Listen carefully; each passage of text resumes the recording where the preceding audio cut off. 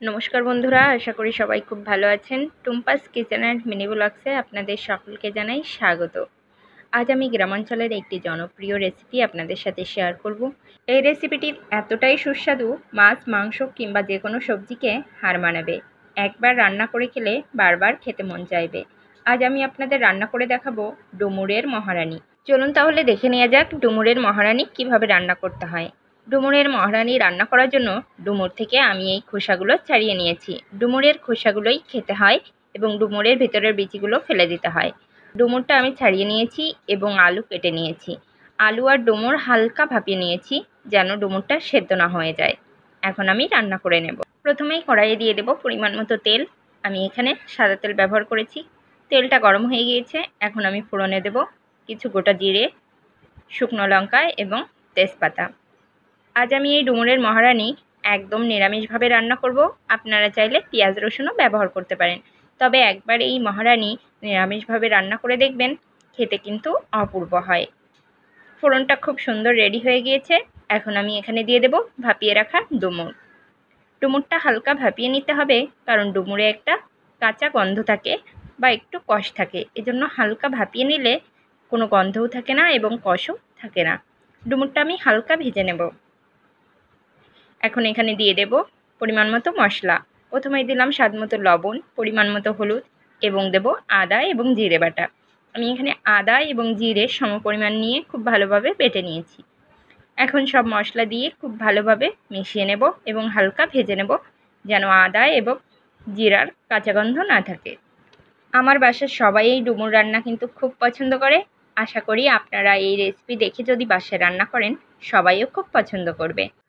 বন্ধুরা, নতুন নতুন রেসিপি পেতে আমার চ্যানেলটি সাবস্ক্রাইব করে আমার পাশে থাকবেন এবং সামনে এগিয়ে যেতে সাহায্য করবেন।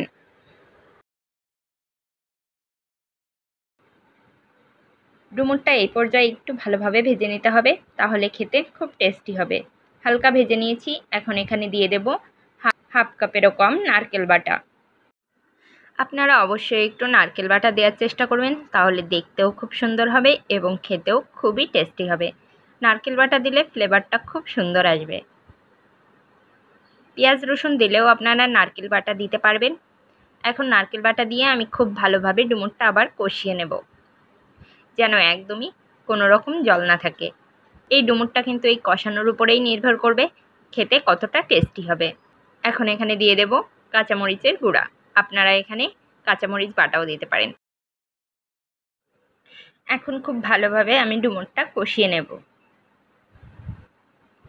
একটু সময় নিয়ে এই ডুমুরটা কষিয়ে নিতে হবে, তাহলে খুব টেস্টি হবে।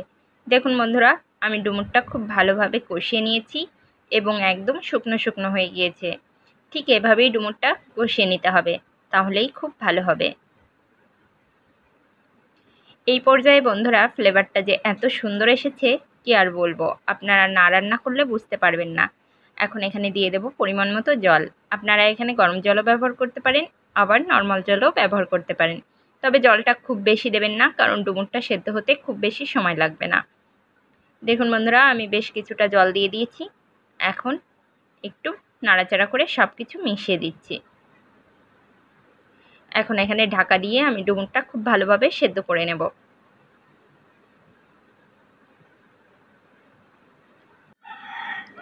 5 মিনিট পর আমি ঢাকনাটা উঠিয়ে নিচ্ছি।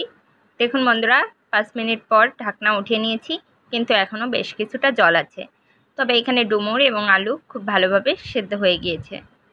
এখন আমি একটু সব কিছু খুব ভালোভাবে মিশিয়ে নিচ্ছি। আমি এখন আর ঢাকা দিব না, খুব ভালোভাবে এটাকে আমি জাল করে নেব। ডুমুরে একটু বেশি জাল করবেন, তাহলে খেতে খুবই টেস্টি হবে। দেখুন বন্ধুরা, ডুমুরের জলটা খুব ভালোভাবে শুকিয়ে গিয়েছে। এখন আমি এখানে দিয়ে দেব একটু গরম মশলা গুঁড়ো। অবশ্যই বন্ধুরা, আপনারা একটু গরম মশলা গুঁড়ো দেওয়ার চেষ্টা করবেন, তাহলে ফ্লেভারটা খুব সুন্দর হবে এবং খেতেও খুব ভালো লাগবে। গরম মশলা দিয়ে আমি 1 মিনিট মতো নাড়াচাড়া করে নেব, যেন এক্সট্রা যে জল আছে সেটা না থাকে, এবং খুন্তি দিয়ে আমি আলুগুলো একটু ম্যাশ করে দেব, যেন খুব গাঢ় গাঢ় একটা ভাব আসে। আপনারা এখানে চালের গুঁড়াও জলে গুলে দিতে পারেন, তবে এখানে চালের গুঁড়া দেওয়া লাগবে না, কারণ এইভাবে একটু আলু ম্যাশ করে দিলেই হয়ে যাবে। দেখুন বন্ধুরা, হয়ে গিয়েছে। এখন নামিয়ে নেব। বন্ধুরা, রেডি হয়ে গেল ডুমুরের মহারানি রেসিপি। ভালো লাগলে অবশ্যই লাইক, কমেন্ট, শেয়ার করবেন এবং আমার চ্যানেলে পাশে থাকবেন।